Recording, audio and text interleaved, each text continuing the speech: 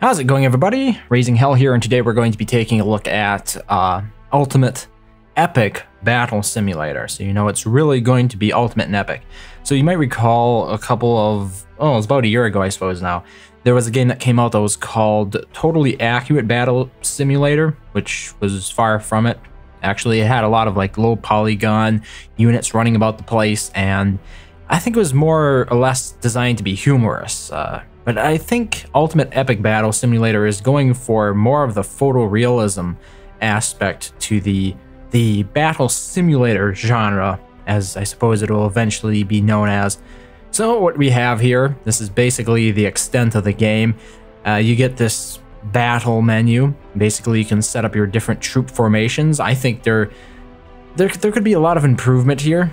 Like you can drag the troops around, but my goodness, having to actually size them by typing in numbers seems a little outdated. So what I would like to see here is maybe the potential to just drag troop formations, to actually grab the corners of them, for example, and reshape what the troop formation should look like, rather than having to type in like 1.5 here to make it look different. I don't know, it just seems like this is a little bit unpolished at the moment. But then we basically have a whole bunch of different categories that you can choose from.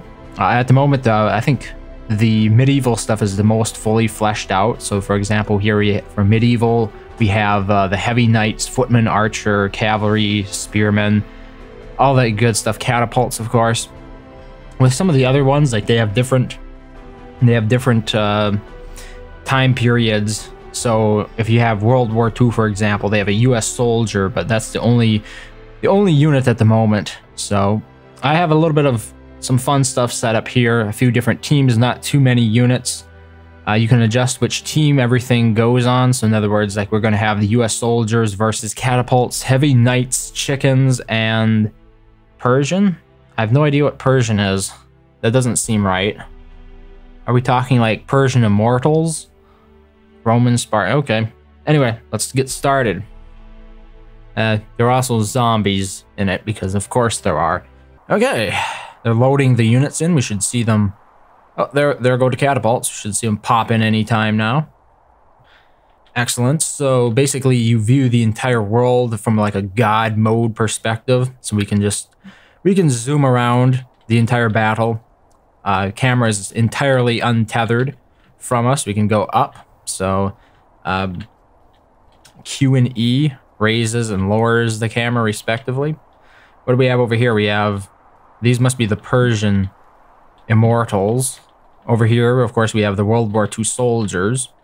We're going to be fighting against everything else on the map. And we also have the catapults and some chickens right over here. So apparently these are some bloodthirsty chickens that somebody managed to enlist into battle. The interesting thing is you can also take control of units. So if you hover over one, I can't seem to hover over any of these chickens. Maybe you have to actually start the battle before you can do that. Okay, let's press K and start the battle.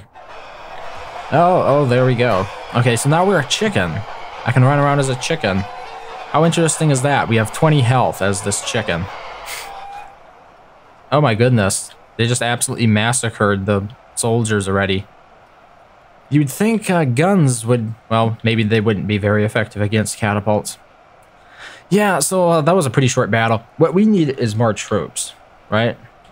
Let's increase the size of the battle. So we had 250 soldiers. Let's increase that to 500 and see what happens now.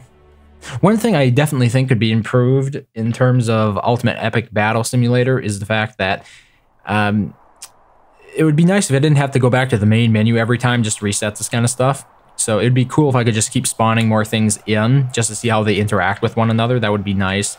But that's not the case. You know, it's in early access. Like things like that could be hammered out. Okay, let's get started here. So there you have the U.S. soldiers getting massacred by the catapults. Wow, those catapults are deadly. Holy smokes. Didn't even give me a chance to do anything interesting. We're gonna have to nix the catapults, I think, because they're just ruining it for everybody. We're not getting any exciting action here. Like, the minute everything spawns on the map and then you start to battle, the catapults just massacre everything. So we're turning the catapults down. Turn that down to 25.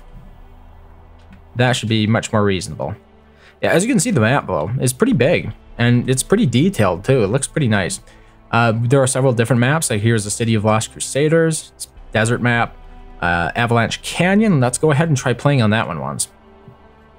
Just for some variance in our environment, basically.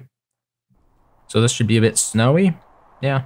I'm not sure I care for the glare. I suppose I could adjust the time of day. You can adjust the time of the day as well.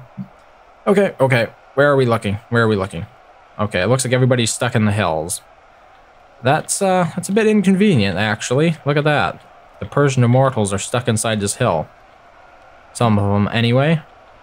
Okay, well, this is not going to be the best looking battle, but let's start it anyway. So there we go. Here we got some knights over here. Let's take the lead. 25. Okay, I just got killed. 0 health left. Let's take on this guy. I'm taking a lot of damage here. Not sure we're gonna make it. Oh, and I got killed. Okay. Maybe I should try taking over one of the Marines instead. Oh my goodness, I cannot see anything. Oh yeah, right there. There are some bad guys. Maybe I should shoot at them. I have to say, the third-person perspective leaves quite a bit to be desired. Like, you can't actually fire your weapon or use it at all unless you're aiming at a legitimate target. And look at that. You actually get to see some good old-fashioned Assassin's Creed unit models there. That's a meme from another time. Well, I think the soldiers are going to win this one. What are they even shooting at? My goodness. Something must have fallen off of a cliff over here. But I have no idea what it is. Yeah, they're shooting at something. Apparently there are a whole bunch of units stuck inside this mountain. Look at that. Yeah, so there are definitely some bugs need ironing out here. And by and large, it's an interesting idea. I'm just, I'm unsure of the long-term goals of it. Like, exactly who buys this, unless you're, like, doing YouTube and you just want to do some crazy stuff. Like, maybe if you actually got the Steam Workshop going for it, that could actually introduce a lot of interesting, newer content into the game. Because you have people who are interested in modding their own unit models into it. I think that would definitely be more interesting than some of the current stuff they have, because I think this stuff will get a little bit old relatively quickly. In terms of customization, like, you can do unit customize, and basically you can specify your own units here. So in other words, how much health they get, how much damage they're going to deal, how fast they move. This is rather fun. We can make them move ridiculously fast, and you'll notice that it will outpace the... I actually have a unit here. It's called a Yahoo. It's basically a zombie. Yeah, but it's, if you tell them to move faster than they should, it looks really wonky. Let's save that unit anyway and go back to battle, and I'm gonna get rid of the chickens and add in some Yahoos instead. So that would be under custom. We do have custom units. There's the Yahoo that I created. What color is it? It's purple. Okay, let's get that battle started. But I think a lot of the potential for this game would definitely lie in rely on third parties sort of making units for it, because I just can't see the creator putting up with, like, a lot of the interesting units are going to be probably infringing on copyrights, and so it's going to be one of those things that requires like ModDB to make it decent, you know. I'm looking for, oh, right there they are. Okay. Yeah, that's what I'm talking about. That's what I'm talking about, man. Do the dab. Yeah, so anyway, these are ridiculously fast now because I modded them, and I just died. But those are the Yahoos. They're originally zombies, and you can tell they're going ridiculously fast with this character models animation. But it's still fun, you know. It's fun that you can do this, and I'd like to see the first person or the third person perspective, the battle perspective, it fleshed out more, because there are commands. I forget what you have to press, but there are commands where you can control other units. Catapult Team 2 is victorious. Here we go. Press 1 to rally, 2 to attack target, 3 to go to position, 4 to hold your ground, 5 on me and 6 carry, and V to cancel. Like I said, a lot of the stuff, the interface is not very intuitive in this game, but it certainly shows potential for being able to like command armies that you set up in a battle. That could definitely be very interesting. It's just it needs a little bit more work at the moment. So apparently my Yahoos won, as well as the soldiers. Team 2 catapults. I'm not sure if any catapults are left. I think they all got... Yeah, all the catapults are gone. Okay, and in terms of performance, it's also pretty decent. So now originally the game runs at about like as many frames as your computer can put out. So that like I would enter the main menu and they would basically be running at like 800 frames a second, which I had no use for. So I went ahead and I installed MSI Afterburner and that other little utility that comes with it, so that way I could actually limit the frame rate to 60 frames a second, which is what my monitor refresh rate is and the frame rate I record at. So I think that all worked out pretty well.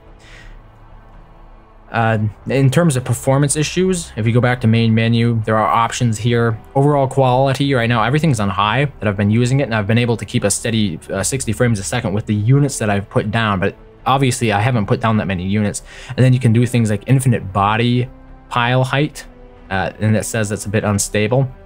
So let's go ahead and try to really push this, and we're going to say, we're going to get some more Yahoos. No, we don't need any more of those. We're going to double the amount of soldiers. So now we're going to have 1,000 US soldiers on the map. And we'll see if this starts to chug some of those frames. Down to 24, 58, 59, 60. Still is loading the units in. This takes a little bit of time. Yeah, we're starting to see some performance issues here now, I think. Okay, let's do this. I'm trying to get the camera to go down. If you hold down shift, it moves it faster. Okay, press K. I don't like K. It should be something else. Yeah, still 60 frames a second. So decent performance if you have the power for it overall, because if you look at how many units there, it's quite a few units. But like I tried to install it on a laptop that was from about 9 years ago. It wouldn't even play, basically. So you do need a relatively new computer. It does require a fair amount of resources, but if you're into games like Total War to begin with, where they have a lot of these units running around the screen at the same time, you're probably covered. Look at that. Those zombies are just the Yahoos, just eating away at the US Marines. Even with double the Marines, they just cannot hold up. And they actually, it's quite impressive how many bodies they actually keep on the ground. Obviously, it's not infinite, but they keep an impressive number of them laying around. It's not like most games where they just disappear after a relatively short amount of time.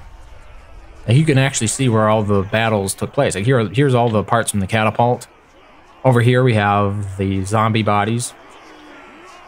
And I suppose somewhere over here are the US soldiers as well. And right there are the Persians. Look at that. Mass grave of Persian soldiers. So overall, like, what did I think of it? I think it's a bit... shows a lot of potential. If they have the ability to let third parties mod in interesting, like, IP infringing characters, because you know they're going to do that. They're going to do like the Star Wars stuff and the Lord of the Rings stuff. That's what I'm expecting anyway, and I think that's really where a lot of its potential could be. But at the moment, it's interesting. I think it could use a lot more polish in terms of the usability of it. It feels pretty rough. I'd like to be able to spawn in units while the battle is going on, for example. If I see one side losing, maybe I'd like to balance it out a little bit. I don't like necessarily having to go back to the main menu to set that stuff up all the time.